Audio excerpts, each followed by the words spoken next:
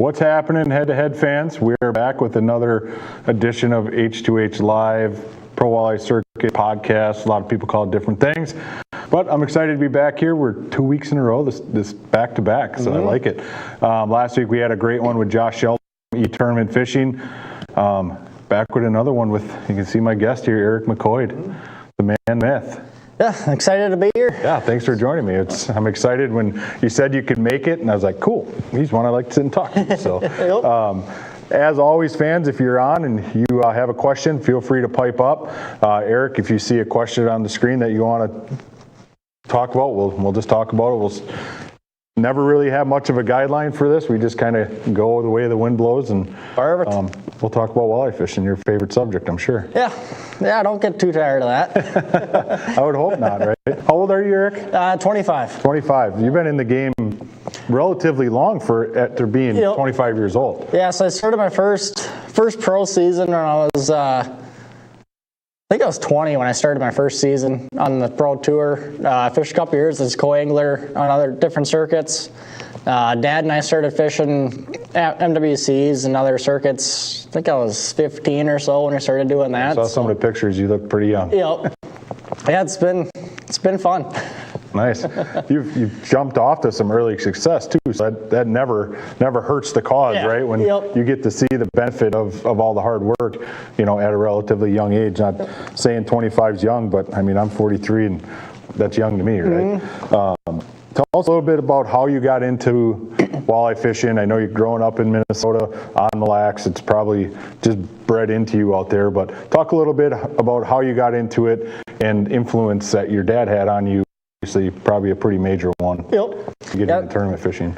Pretty much, I was basically born into it. My baptism party was actually on a launch on Mille Lacs, so we went out on the lake, and nice. Apparently it was a little rough, so I was laughing. But I was growing up.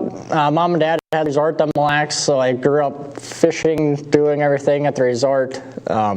I guess I don't even know when I started working there, but it was probably too early. Yeah, legally. But it was going to different seminars and tournaments and everything else with Mom and Dad. They teamed up for the MWC and won all sorts of Team of the Years, and they never won a tournament together, but the Team of the Year, husband-wife Team of the Year, stuff like that. And then as soon as I got old enough, I kicked Mom out of the boat and took her seat, and Dad and I just kept rolling with it. Nice. So on Mille Lacs, right? Did you guys have a lot of success at a young age on Mille Lacs? We had some success together. Oops. Dropping stuff. It's live. It happens. Yep. It wasn't your mic, so you're good. Yeah, Dad and I never won a walleye tournament. We won a bass tournament. Really? Never a walleye tournament. We took top 5 a couple times in some local stuff. We're always a quarter inch away from having that 28 plus fish that we needed on Mille Lacs back then. Yep. But Nice. So your dad's career, he was obviously fishing the NWT and some, some pro level circuits back then, right? Yeah. So his influence on you, I'd imagine, was pretty substantial. Yeah. He had a really big influence on me, and then Grandpa did as well. So I'm the 3rd generation pro in my family. So Grandpa started us off, and then he and Dad fished. My dad was 16 when they fished their first one, and they won the first tournament together. I think that was, I don't remember what the story is now, if it was 10 or 16,000. So I got Dad kick started into it, and then him and I started when I was 15 as well, so it got me hooked. And nice. With him doing NWT and FLW back then, it opened my eyes as when I was able to go to each event and see all these guys that I've just wanted to look up to and follow in their footsteps, and now I'm competing against all of them. Yeah, you guys travel, the whole family travels for, when you fish NWTs and that, right? Yep. Yeah, so the whole family travels. Mom comes with a lot of them, and they actually just bought an RV. So now they're traveling around in the RV when we go to different events, and don't want to find as much lodging anymore. But That's nice. It's good that they bought it too, right? Yeah, exactly. I can reap the benefits. Mom, what's for dinner tonight? Yep. I know that. My mom and dad had a motorhome for quite a few years, and we did a lot of traveling to NASCAR races and stuff. And when I started fishing more tournaments, it's nice to have that. You know, you don't have to worry about going to a hotel. You get back, and you know, Mom's always willing to cook and try to get you drunk that. Feel like crap the next day. Thanks, Mom. I know my mom's watching. She yelled at me last week for messing around with my shirt too much because they got noisy. So, and she told me I had to smile more. So, which smiling's always good. So you know I'm dropping stuff. Where'd it go? Right foot. That one I need. So yeah, we got some regulars on tonight. Dylan Williams, always, he's a staple on here.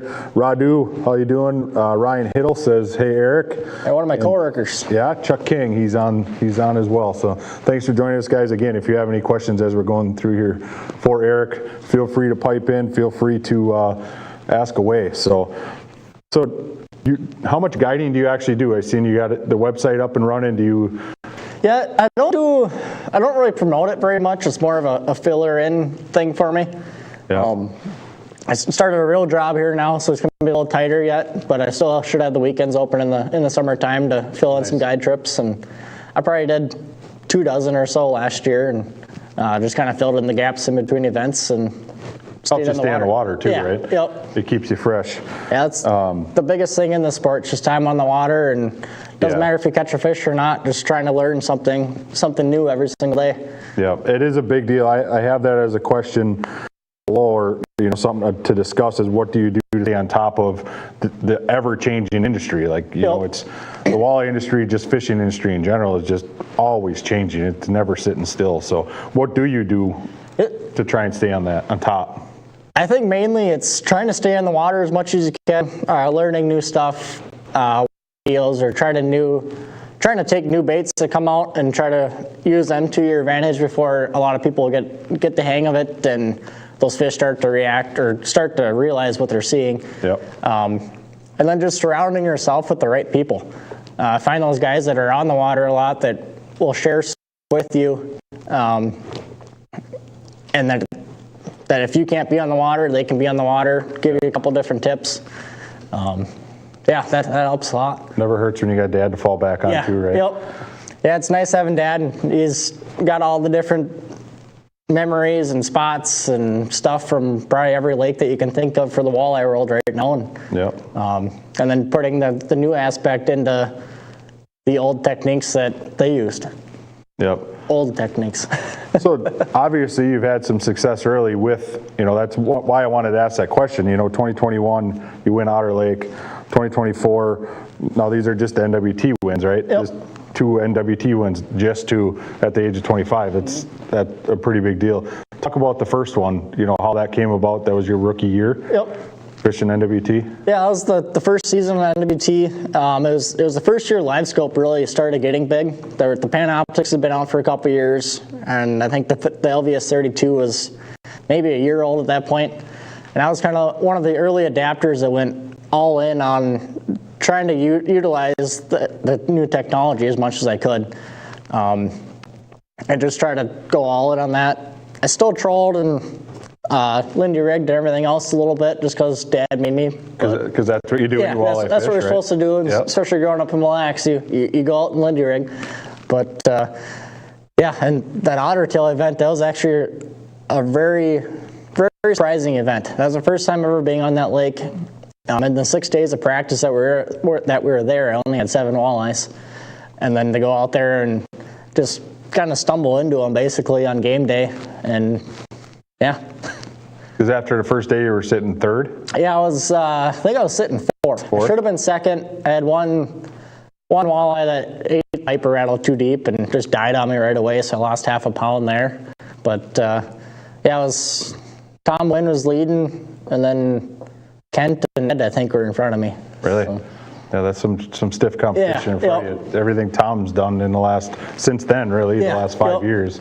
It's pretty impressive. And, live scope is a big part of that game for you now. Yep. Yeah, it seems like the last couple of years, if you're not utilizing live scope to help get that extra little advantage, whether you're trolling or if you're casting, you're not being in the top group of guys right now. Right. right? There's definitely a shift. Yeah. We'll get into more of the forward-facing conversation as we go on here. But first win, Otter Tail, obviously being emotional, happy, whole family's there.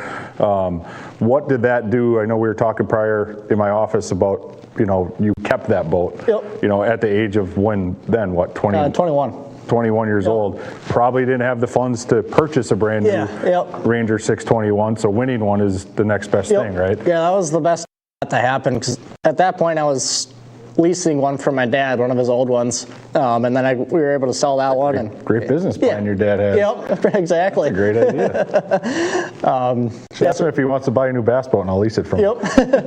He might. I think he's getting too smart for that. Yeah, he's catching on. But yeah, it was the perfect time to win that one, be able to stay going in this industry and have a little bit cheaper way to get into it, or get the hooks set into me deeper, a little bit cheaper anyway. Yeah, once you get that first win, it's got to be it's got to be hard to just turn away from it. Yeah, Mom told me I should retire right then and there, and I probably should have, but it's too much fun. It's the best advice your mom ever gave you that you didn't listen to, I'm sure.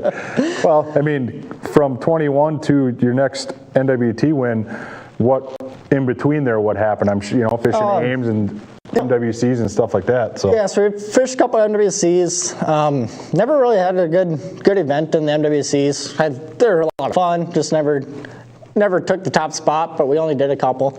And then won a couple of different AIM events with a couple of different partners. I think I have four of those now. So that's been a lot of fun. Including a championship with them, right? Yep. Yeah, won their national championship, and then 3 single events with them. So it's been a fun 5-6 years now. Heck yeah, that's a high percentage. Yeah. As everybody that's part of this game knows, you lose more than you win. You better have some thick skin if you want to be a tournament fisherman, be it whatever you're fishing for. Doesn't matter if it's shark fishing, you better have some thick skin to be able to take the lumps, because they're going to come. So especially with guys like yourself coming up the way you did, and I think it's cool that the big stereotype is all the younger kids are live scoping, right? Well, you're 21 years old, 21 years old, getting into it. Why would you not? Why would you not? I don't blame anybody for doing it. I wish I was ahead of it, doing the same thing on the bass side, just like you were on the walleye side then. It was kind of, for me, it was probably 2022, 23-ish before I was like, wow, I better start taking this serious. Otherwise we're going to just continue to lose, And do you think forward-facing sonar, we'll kind of jump around here a little bit, but do you think forward-facing sonar, and that is the reason why you had the success, is because you said you got on the front side of it and saw success? Do you think that's the reason? And if that wasn't there, what do you think would happen in that tournament? You think you would have still been? In that event, it's hard to say. I was trying to utilize it as much as I could, but a lot of that event was just using it to see how far away from the different weed lines and drop-offs I was. Sure. So it was probably 50-50. You could have probably done it with side scan and just knowing where you are in the lake. But it definitely was a big part, especially for my kicker I had day 2. That one I honestly thought it was a rock on live scope. I threw, I think it was 20 times at the same just ball sitting on the bottom, and eventually it moved, and I was able to see its tail flicker a little bit.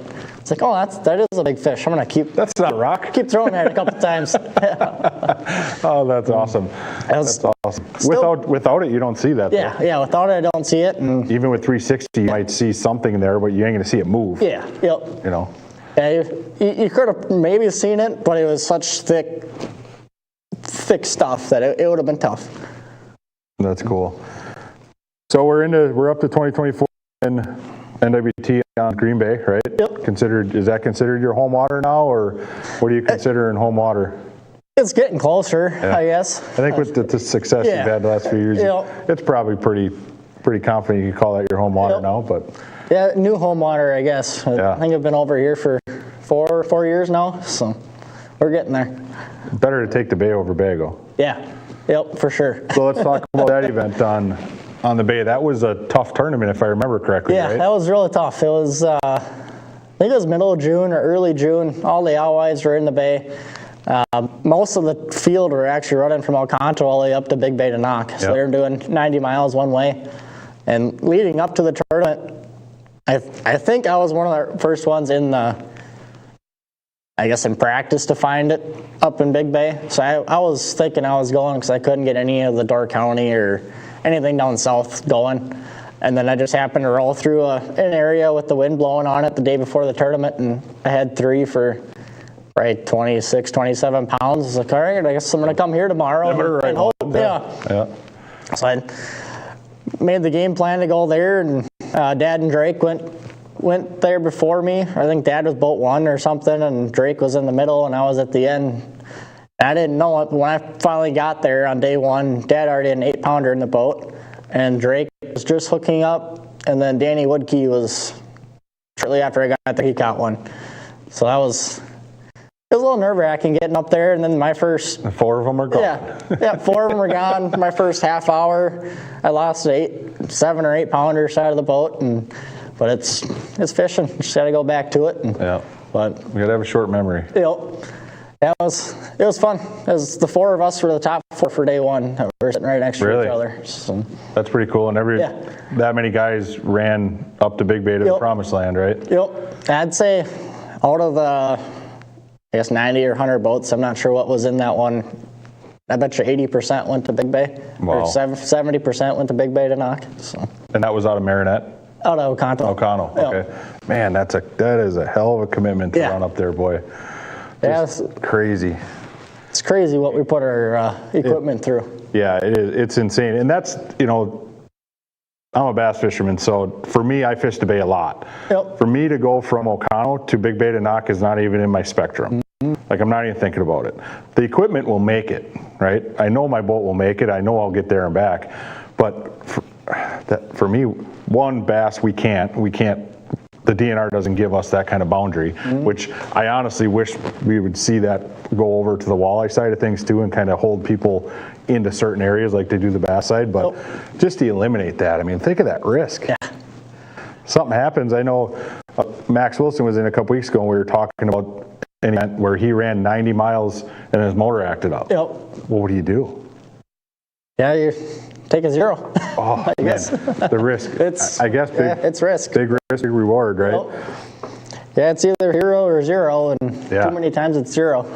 Yeah, that's crazy. So you guys that whole group made the right call to stay close. Yeah, we did. Day 1 it was the right call, and then the wind switched day 2, and pretty much everything was gone. So I stayed close. We all started there, and just didn't happen. So I just kind of ran memories, and eventually ran into him at the end of the day. And it happened to be on one of Steve's spots, so that was nice that he shared that one with me. Yeah. But I think Dad and Drake went all the way up to Big Bay from there, and just never found him. And I think Danny Woodkey kind of bounced around and found a couple. But nice. Man, that's crazy to think about, running all the way up there. But what do you say it is up there, 70 miles? Yeah, I think they were saying it was 90.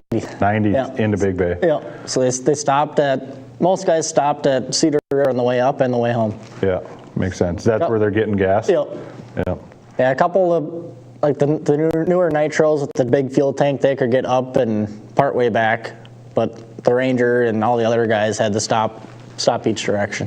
That's a commitment of time there. I mean, the boat ride's 2 hours. Now you're talking fuel time. Yeah, plus you get behind 20, 30 boats that need gas, and you're sitting there for another hour, and it all plays into your head as you're trying to make your decisions throughout the day. So you run up there, you end up with, what, 3.5, 4 hours of fishing time? Yeah, if that. Man, that's crazy. That's insane to me. Andrew Katowski's on. Happening, Andy. Pete was a marshal for us, an official for us during the PWS the first year. So Ted Miller, always on, probably sipping a little whiskey in the hot tub, I'm sure by now. But Ted, you should be in Florida with Cody. Yeah, well, he's got to let Cody go once in a while. I seen Cody's wife didn't like it too much, but Cody made a post about with my love or something, spending time with my love, and of course I commented, I don't see Ted in the picture. But always good fun. So yeah, that's getting back to that mindset, right? Like, how much do you guys guys, like, did you found that group of fish, you talk to the guys and be like, hey, we don't need to run? Or are you thinking, hey, I'm staying here, you guys are welcome to stay? What's the mindset on that? Like, trying to get everybody involved, or just? I think at that time, the bite was so tough that I basically told those two that we were going to fish here at least to start. It's either going to happen fairly quickly or it's not. How big was your head when you walked into the house after the first night? Like, I told all you sons of bitches. Yeah, it was pretty good. I think the best was at the rules meeting. Jeff was going over whatever we talk about the rules meeting, and Drake asked him, so how early can we weigh in? Just one of those things that he asked, and he's probably the most superstitious guy you'll ever meet. So we're all trying to get him to knock on wood and everything else, and I think he was done at 9:30 or something. Really? 10:30. Yeah, he was the first one back to the dock that day. Hey man, when it's tough, I like that about the NWT and the walleye trails, that they let you weigh in, early when because you're stuck to a non-call, right? You can only have no calling. so many fish, so when you're done, you're done. It helps us out, and it definitely keeps the fish more happy that are in the box. Radu has a question here. For me, it would be very interesting to see a debate on the live bait being allowed on tournament fishing subject.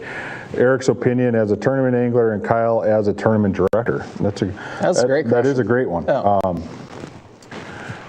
For me, at the beginning of head-to-head, we were 100% no live bait, and that was, by design with the reel shot. It's just marketing, tie the family together for the reel shot.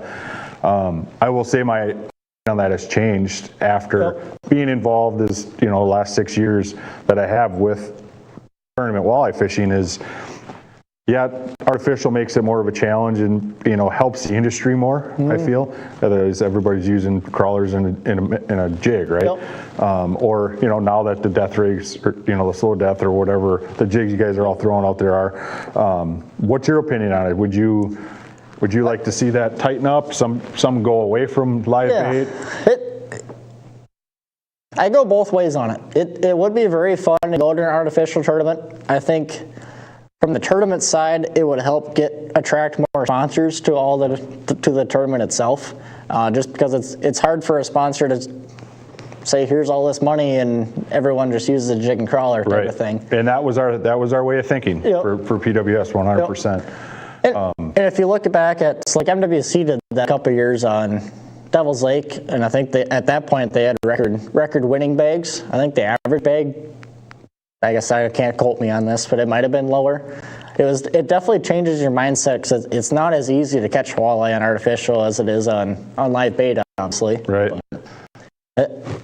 I found it interesting this last summer during the head-to-head leagues. I was your cam operator with you and Steve. You guys never used live bait once. No. I thought for sure going into it, I'm like, okay, I love being a camera guy and learning, seeing how you guys go through your cycle of, what are we going to do if this don't work? What are we doing? And you guys, I learned a ton that day on why you did what you did. And if you want, I don't even know if you remember the day, but you guys never used live bait at all. I thought for sure you guys were going to be using live bait. In my mind, I had Steve as a hair jig and live bait guy. And never used it once the whole day. It's definitely a time and place thing. I love using live bait when it works, but I would much rather not use it, because it takes so much more time to hook up a night crawler every fish or every 4 or 5 casts, put a minnow back on. Whereas a plastic or just a hard bait, you just grab it, unhook it, and you're back to fishing right away. Especially with all the plastics that are coming out now, you can catch 5, 10, 15, 20 fish on one bait and never have to change.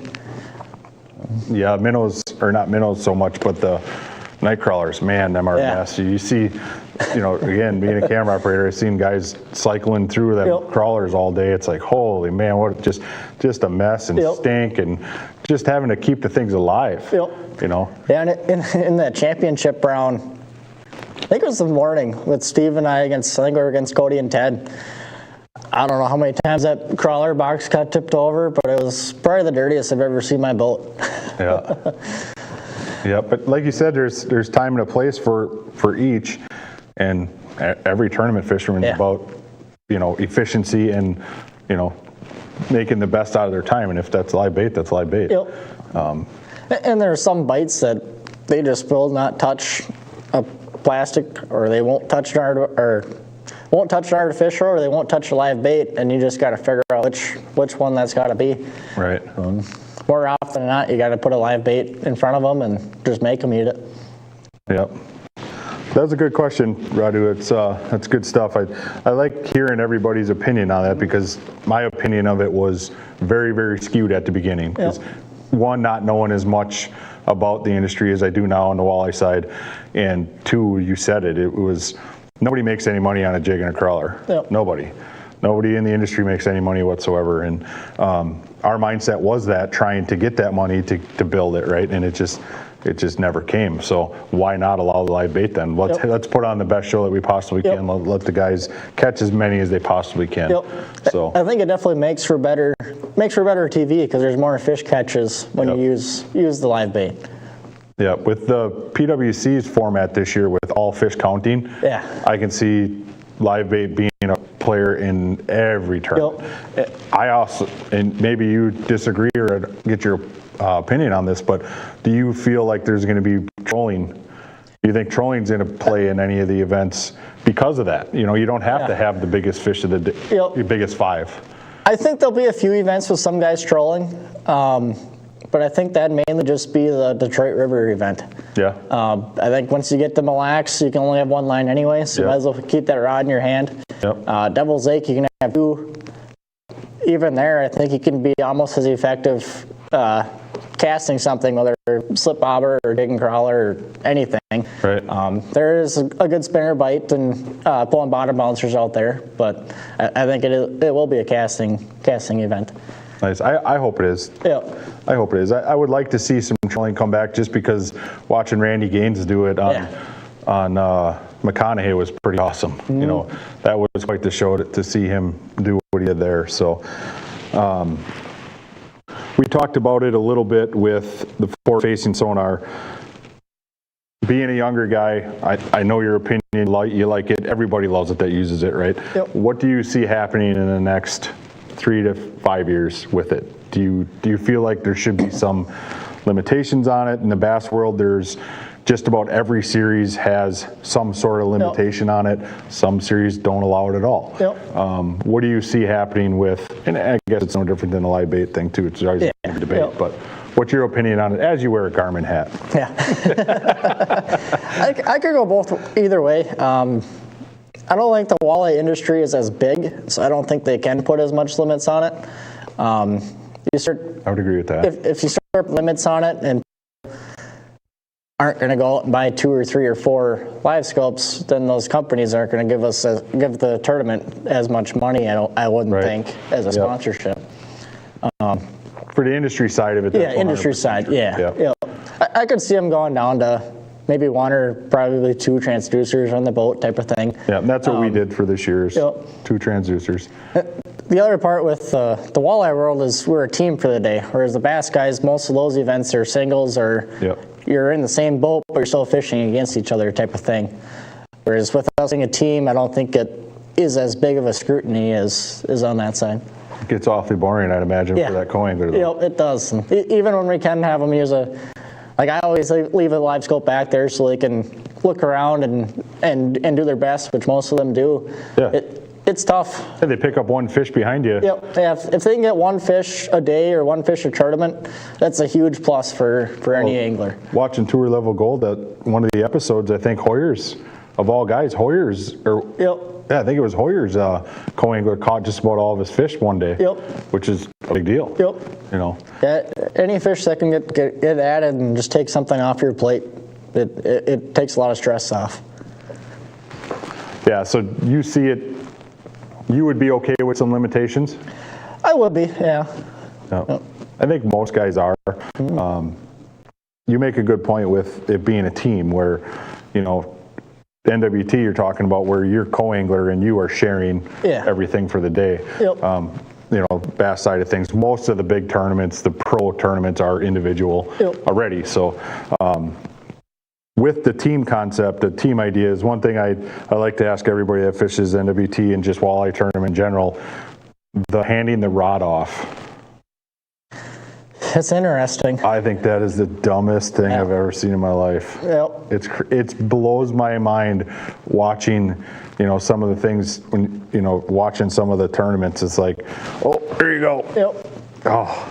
It's probably one of the most nerve-wracking things you can do in a tournament. Yep. I bet. Because you can't give them fish an inch. No, and the ones that you do it perfectly, you lose them.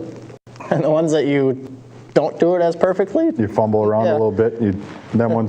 Somehow they get both. It's definitely, I don't like doing it. It's crazy. So do you find yourself on them types of waters where, like, I think when you go into Canada or wherever, whatever the rules are, if you cross the border or the boundary, you have to hand it off, or you can't party fish or whatever, however they call it. Do you try to avoid that if you can and stay in the waters where you can just catch all your own? I try to as much as I can. Most places that we go, they take the laws from wherever we launch from, as long as they're more restrictive than somewhere else. It's like the difference for next year, for example, at NWTs, when we go out of Gladstone, Little Bay, that one will have to be by the Little Bay slot rules, no matter if we go all the way down to Green Bay itself. You just go out of whatever that launch is. Yeah, so you still get the one over, is it 23 per person? And the slots go into that too. It's got to be frustrating.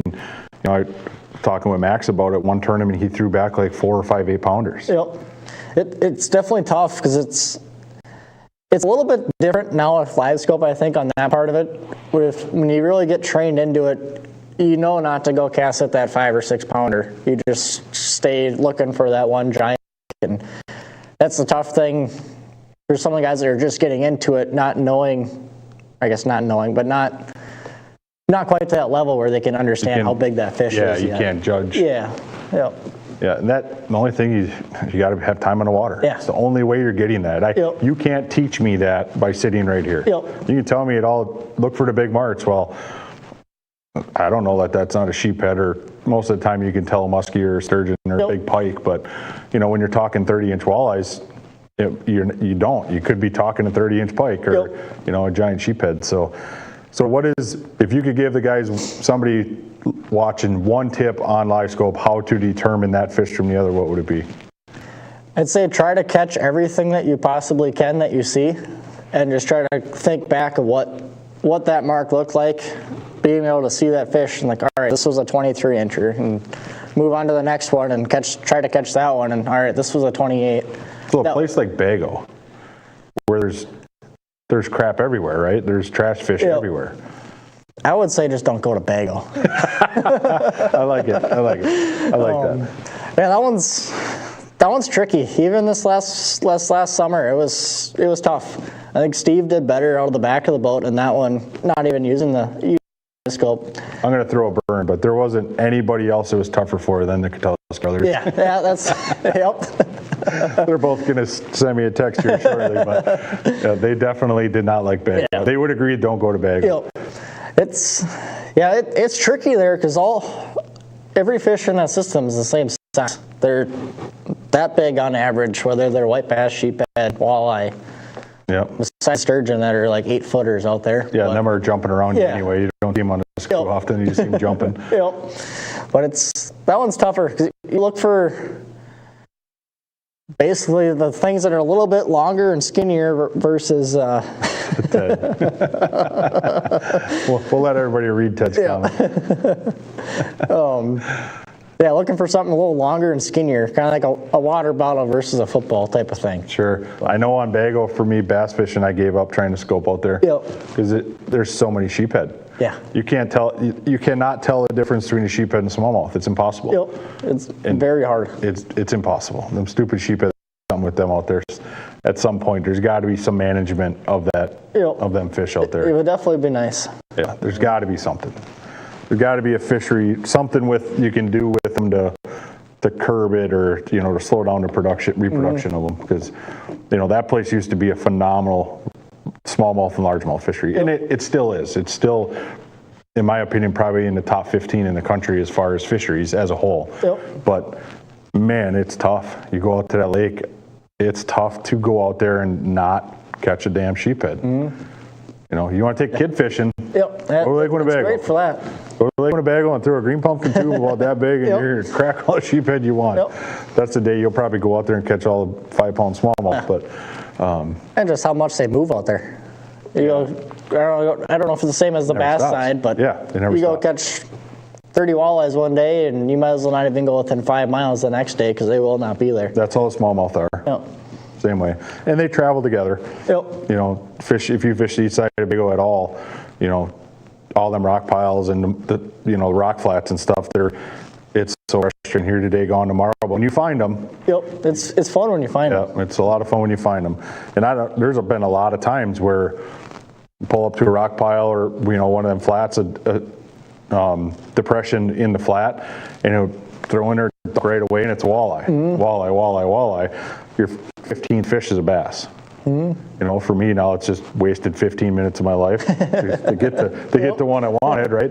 But and then 10 minutes later, they're gone. Yep. You can't find them again. So, yeah, a lot of people don't realize that it's a river system, I think, and that those fish are all constantly moving in a river system. It doesn't seem like a river, but. So when you go to, say, Mississippi River, live scoping, wing dam, stuff like that, there's obvious a lot of trash fish out there too. So in current and dirtier water, debris in the water and stuff, what's something that you do with your live scope? Do you like your gains higher? Do you like your color limit higher? Typically, I'll turn the gain down a little bit just so that, because there's so much stuff floating in the water. Like if I'm on a lake, I always have my gain to where I can hardly see anything, just so you can pick up all the smallest details you can.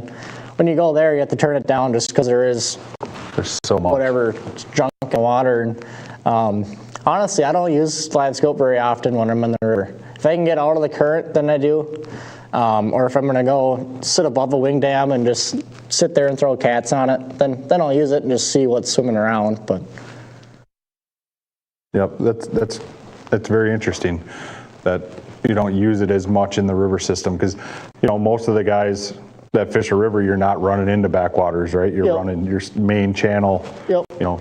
And I think sloughs, stuff like that. That's one of those ones that the old school ways keep up with the new school ways is the rivers, just because it's tough to live scope because you can't stop the boat. That fish is moving still, but you can't just pitch a jig out and catch that fish. Right, you got to keep moving. It's tougher to target. Yep. That's why crankbaits and like you said, willow cats are so popular out there. Yeah, that's interesting. We could probably sit down and just talk live scope forever, for hours, get a panel together and just talk about it. There's a lot of things guys don't want to give out too. Yeah. In the bass world, it's somewhat hush-hush. You don't ask somebody what their, how their settings are at certain places, because these guys are making a living with it now. Yep. There's a lot of secrets in this game that don't get told. Yes, there is. And it's interesting, I'm not going to say it, but there was something that I learned with you and Steve.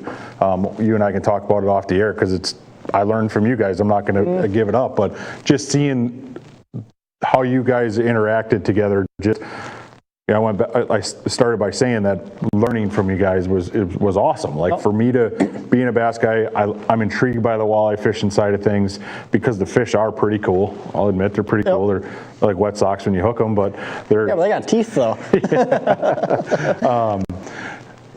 We're gonna delete that whole comment I just said out, Andy. Just so you know.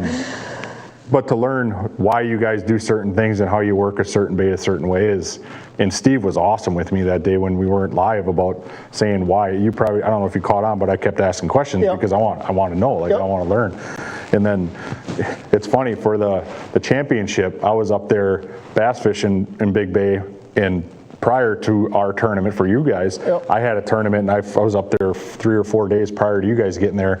And the area that you and Steve fished on day one, I fleeced walleyes on. There was a lot of walleyes there. It was when I turned it on and see where you guys were, I'm like, you got to be kidding me! Like, what are the chances that they're parked right on top of it? Isaac's saying lies. Isaac's got to work on his smallmouth bass catching ability, from what I was told. I won't delete it, Isaac. You know me. I say some off the wall stuff, and I do mean that. Like the last 6 years, when I first, came over and working for Brian, worked for Head to Head, I was strictly bass. Like that's all I ever fished for, and I found myself a couple times. Well, that looks like fun. Snapping a what do they call them? Rattle hammers or. Hyper rattles. Hyper rattles. Yep. I mean, that looks like a ton of fun. A buddy of mine, his guide, was doing it, and we went out with him and just started doing it. It's a lot of fun. Yeah. That bite is awesome. Yep. It's a lot like the bite of bass fishing. It's not the trolling thing or super boring to me, yep. Right? So. And that's where I think a lot of guys are getting into live scope more because utilizing that, you have a rod in hand, you're doing all these different baits, or you're getting more bass guys to the walleye side because we can. Realizing now you can use bass techniques to catch walleyes more often than you think. Oh, there's so many baits that transfer over, and I always get on the A-rig thing. It's crazy to me that nobody ever uses it for walleye. Yep. I'm sure guys are, but why are you keeping it a secret? You don't see guys using it in tournaments on TV either. Well, you're supposed to stop talking about it. Hey, I love the thing. It's funny when for PWS we were putting together a sponsor packet. Brian's like, I need a picture for you, the tournament director, for that packet. And all I had was me holding up bass, right? And he's like, well, we can't put that in there. It's a walleye tournament, right? He's like, get us a picture with some walleye. So I went out to the bay purposely to catch a couple walleyes. I told my buddy Colin was with me. I'm like, hey, we're going to start this day. I need to catch a couple walleyes for a picture. 2 casts, it was done. Nice. I had the picture of 2 27-inchers, put them back in the water, changed my clothes, and went back to fishing bass. And then fished back-to-back casts, pulled up through an area with my live scope, found them, caught the first one, next cast, caught the second one. It blows my mind how aggressive them things can be when they decide to eat. Yep. When they want to eat, they're a lot of fun. And when they don't, they're not fun whatsoever. Yep, you can stick your rod tip in their face and they don't even move sometimes when you see them shallow. Yep. Yeah, you're better off jumping in trying to wrestle them because you can't get a hook into their mouth. And if you do, they're probably going to shake it off anyway. Yeah. James Hartsey says, talking about giving things away, Eric, how hard was it for you to not to go to your really good spots, and how many baits did you hold back on during the head-to-head, especially in Green Bay last year? Yeah. I seen you and Steve talking about it. Yeah, there was definitely a few that I wouldn't touch because I don't want those to get out. Yeah, he showed me a color of a bait, and he's like, these you won't see these. Yeah. I'm like, oh, I want one. He won't even give me one. Yeah, it was tough. That was the nice part of having Steve because he had all the knowledge of the lesser known areas or the areas that you're not going to be able to tell from on camera. Right.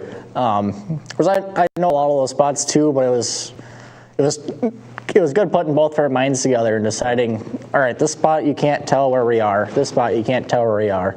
Yep. So we skipped over a lot of good areas just because it's tough to keep secrets this day and age. It is, especially with, you had a really good spring last year. You won an AIM tournament with your girlfriend, right? Yep. Did you win 2 of them back to back or just that first one?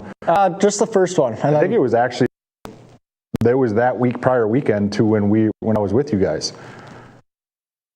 When you won it. Yeah. I believe you won it and then I was with you guys. Yep. Yeah, I think it was right before the first head-to-head. Yep. Second head-to-head. Yeah, the second one I believe it was, yep. Yeah, that day was blowing really hard and everybody ran to the same area. It was funny. There's one boat that launched closer and Ted and Cody are sending Snapchats while I'm sitting in the bottom of the boat.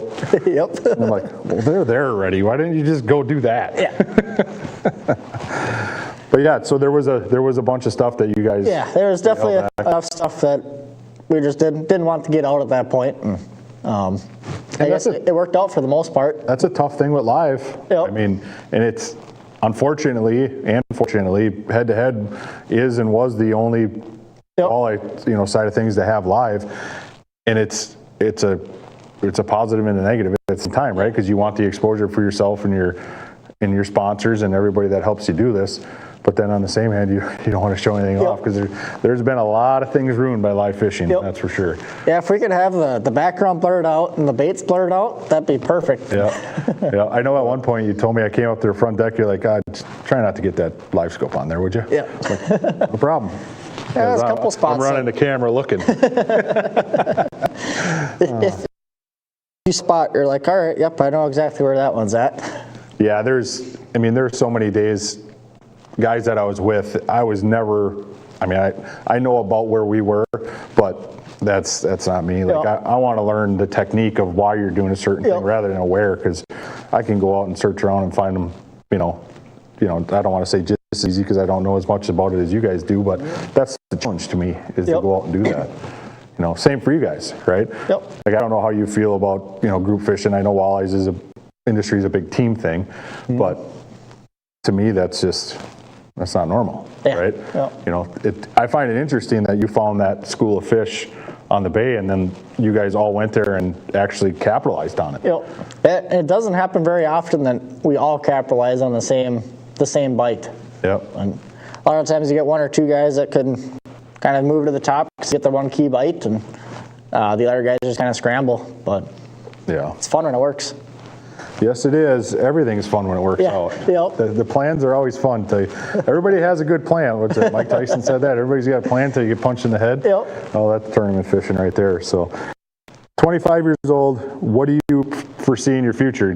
Is an industry you want to be in for 25 more years and, be the guy like Steve was to you? Not saying he was the only, influence that you've had on you, but he was obviously one of them, right? Rest in peace, Steve. Definitely see myself staying in the industry as much as I can. It is a tough industry to make money in, but just doing odd jobs and try to stay in as long as I can. Either as long as my pocketbook or as long as my body allows. I forgot to ask Max this question, and him and I talked about it afterwards. Would you ever consider, if you want to be in the fishing industry, is dabble into the bass side of things where everything's bigger, you have more opportunities, there's more, pro level type tournaments, $100,000 to wins almost weekly during season. Is that something you would think about? I've thought about it a couple times. I guess being up here and having family now, it's tougher to take that time off and go that much further away. It's tough enough in the wall. Gone 5 to 8 weeks a year versus the bass guys go from January to November. It's pretty much the whole year now. The off season isn't much, which there needs to be an off season. The industry needs to have a time to recoup and recollect and then get back in. The walleye side, obviously you're forced to do that. Tournament wise anyway. Obviously a lot of guys will fish outside of the tournament season.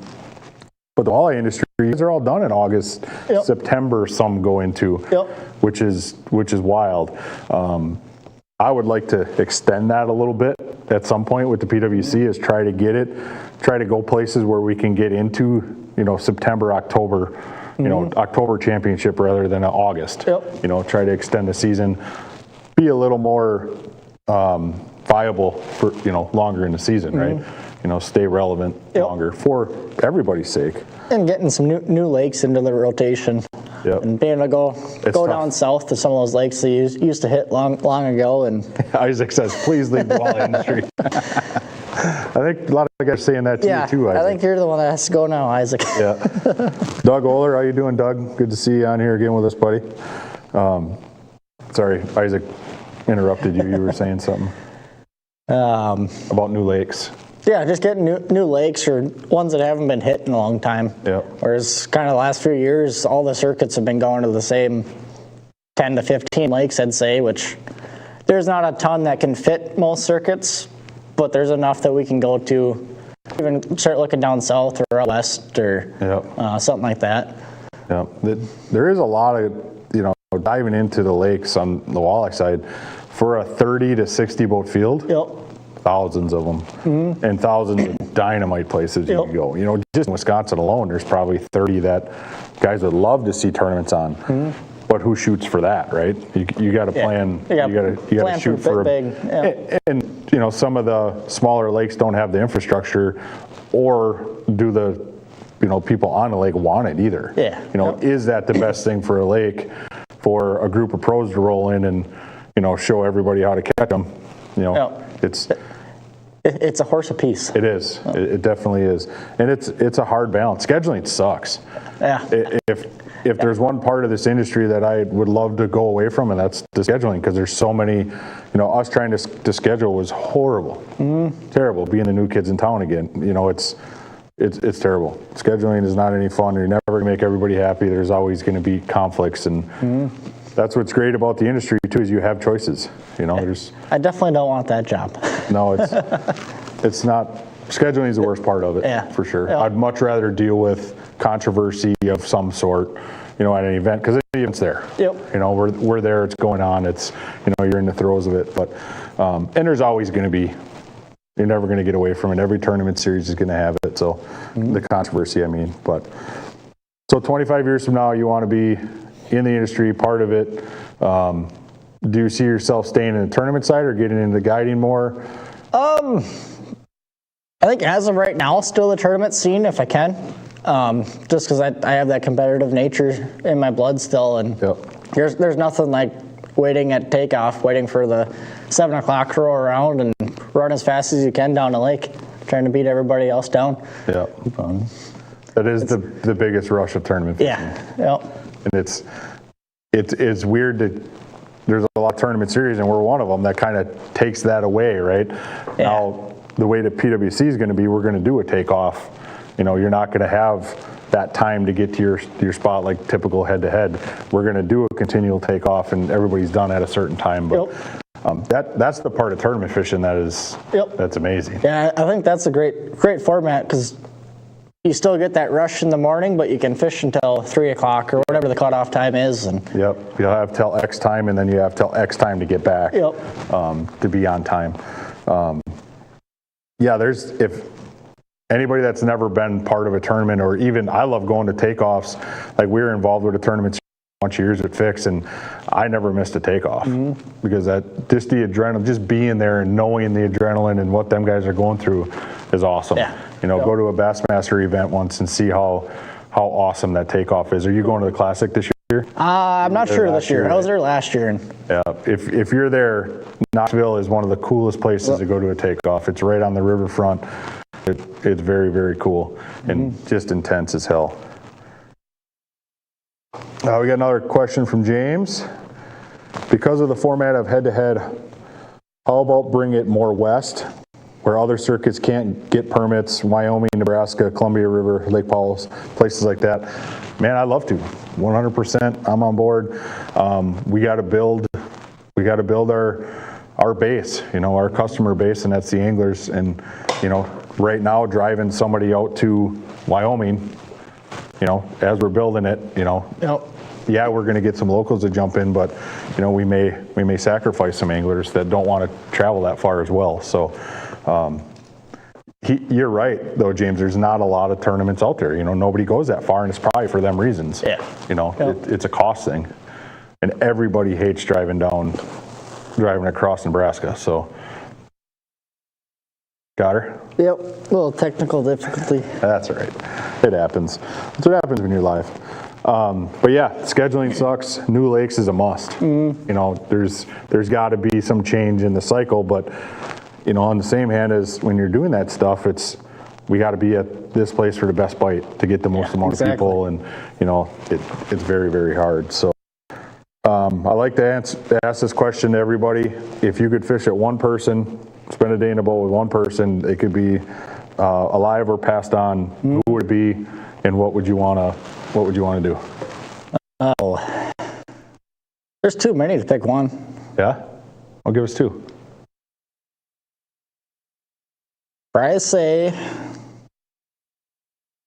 don't even know. Probably Steve one more day, because that was too soon to be done.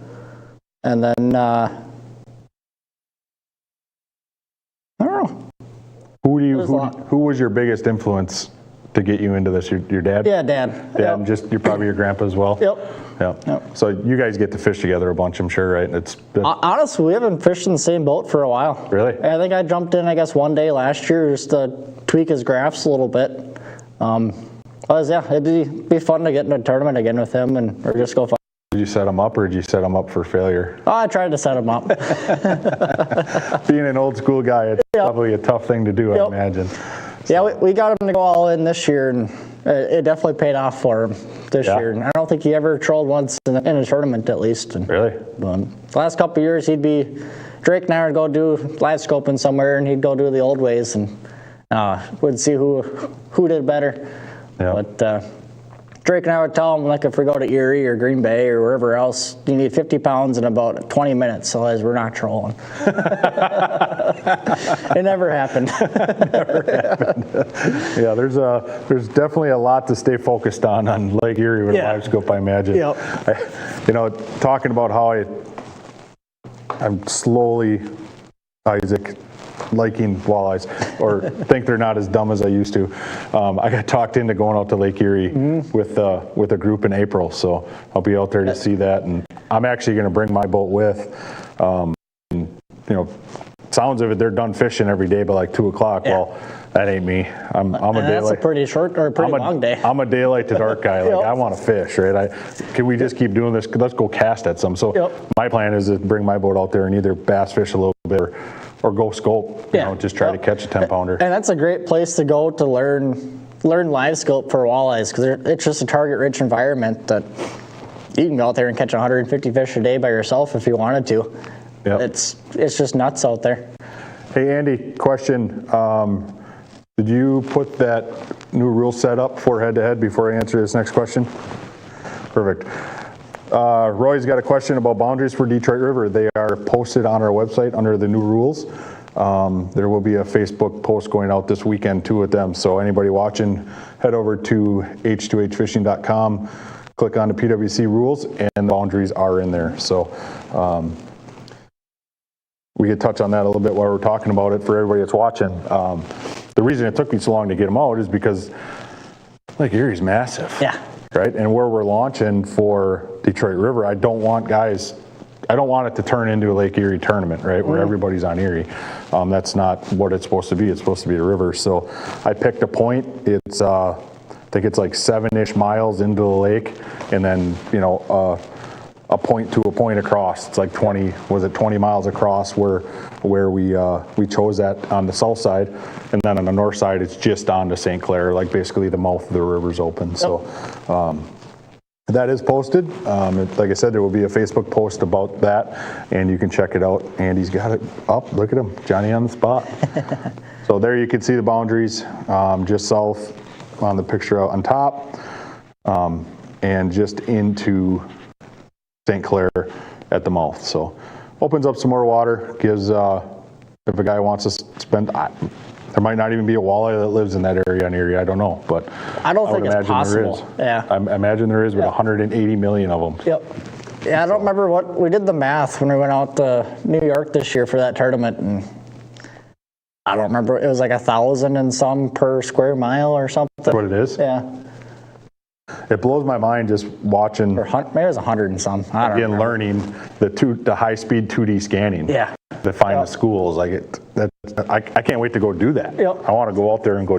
And then figuring out when you're running 30, how big is that school of fish? Yeah. Is it 28 inches or is it 24 inches? Right. And you could tell that by your 2D once you look at so many. It's tough. You get the glimpse of one bigger one that you just got perfectly on the screen. Typically, I just stop and throw the scope down and try to catch it quick and move on. But that's cool. That's an efficient way to search for them. That's for sure. Yep. If it was like that everywhere, I think there'd be a lot more pros. Oh yeah, there definitely would be. But yeah, so what are your plans for 2026? Not to put you on the spot, but putting you on the spot. Yeah, it's not set in stone yet. We're going to do the NWT for sure. Pick and choose a couple local ones, whether it's AIM. Thinking about jumping into Mille Lacs head to head, just seeing what the time frame and how everything lines up. And got a real job now, so trying to get time off for everything is getting a lot tougher. Yep, that's tough. Them damn jobs getting away. Yeah, it's going to be different not being on the water every day or every other day. And well, you still can. It's just going to be at evenings, right? Yeah. You go do your deal if you're working days even. Yep. If you're on nights, and like Ted, he fishes a lot in the week, right? Because his schedule allows it. So But yeah, NWT, you like the schedule this year? Yeah, it's definitely, I'm probably one of the excited for Green Bay twice, being so close to home and just having so much knowledge down there. I think I'm going to stick with the 50s again for those power brakes. I actually just ordered a set of 40s for my boat. Yeah, I ran those. Joe Okada talked me into it, and I'll never go back. It's definitely, if you're going to scope, you need a set of those power brakes, and just a game changer. And they've been a great company. Like I seen them on Joe's boat, and I noticed that you had them. Yep. And seeing how Joe utilized them in the championship was like, it's crazy. That is awesome. That's literally game changing on how you can fish in rough water without nosing in all the time. Yep. You know. I think you're gonna, if you look across all the different tours next year, I bet you over half the guys are gonna have them that are running two power poles or Raptors or whatever else. And nice. There is a new dealer in Green Bay of power brakes, Fox River Marine, shameless player. If you're looking to get a set of power brakes, I got mine. They actually shipped out today, so perfect. Gonna get them on before the Green Bay Boat Show and have them on display there. So it's super easy to install.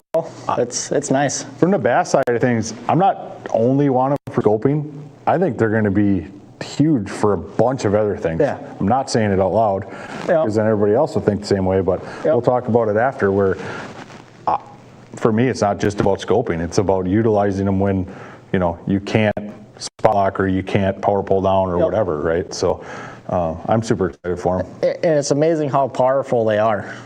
Like even a 21-foot Ranger, you can go backwards over 2 miles an hour. Really? It's crazy. Yeah, I went with the 40s. I talked with Joe about it, and he told me to get 50s, which I have almost a 22-foot bass boat, but it's not as heavy as your boat, right? So I don't want it to be like this lunge. Or super big disturbance and the weight difference. Yeah. They got to be. I assume they're lighter. I would think they are with the 40s. So I love the fact that they're just 12 volt too. Yeah. They're simple. They're simple plug and play into a. If you guys have, most of your boats have 5 or 6 batteries, where I have 2. Yep. I have a giant lithium 180 amp hour cranking battery and then a 36 volt. So it's I'm excited for that. Ted, time to leave the real job, come to the paper mill. Spoken like a true mill rat right there, Teddy. There would never be a boring day. Not if you're working with Ted. I can attest working at a paper mill gets awfully boring at times, but I did that right out of high school for a little while and realized real quick that's not a life for me. Yep. I'd probably be retired already if I was there, because I've been there 26 years now. But plans for 26, some fun. I would love to get out on the water with you and just do some fun fishing. For sure. And, like I said, learn, man. I love learning. Yeah, Ted, Gans is even at a mill. Gans is probably really bored at the mill too, I imagine. So, as we wrap it up here, people you like to thank, sponsors, stuff like that. I always like to give you some time. So I got to thank you for having me on here, and definitely got to give a shout out to Acme. They've been my biggest sponsor for a few years now, and then all their brands: Moonshine, Reef Runner, Beaver Dam. There's I don't even know how many. Norse, Garmin. Yeah, everyone is a big help, no matter how big or how small they are. Yeah, you can't do it without it. Yeah. I mean, it's very, very tough. Even if you're not getting cash from companies, getting discounts and stuff, it all adds up and goes a long way. So, family, friends, you better mention a girlfriend, otherwise you might be in trouble. Yeah, gotta thank the girlfriend for allowing me to do this fun career, and parents for getting me into it and supporting me and keeping me going. Yeah. It gets long being on the road a lot of times, and having the family with them, most of them, definitely takes some of the stress off. Yeah, the traveling, man. I give you guys a lot of credit for the traveling. You came from one of the NWT events directly to head-to-head and then went back, right? Yep. You were practicing and then came... Yeah, I practiced out in Michigan all week and then drove back the night before, I think, fished head-to-head the next morning, and then raced back to try to make it to the rules meeting. Oh, Ted's Not quite, Ted. That might be getting him in trouble right now. You guys got to quit get me in trouble. He just kicked me. Time to wrap this up, he says. Thanks for coming on, man. I appreciate it. It was fun. We definitely do it again. I'd love to do like a mid-season recap, with you and see where you're sitting, see how you're doing. We will be back here in 2 weeks with the Isaac Lockish. We'll be talking about the Lockish lover. That's a bait that he had a hand in making in the early years of head-to-head. So thank you, everybody, for following along and the questions and paying attention to us babble. And it was fun, man. I appreciate you coming on. And until we see you next time, thank you, everybody.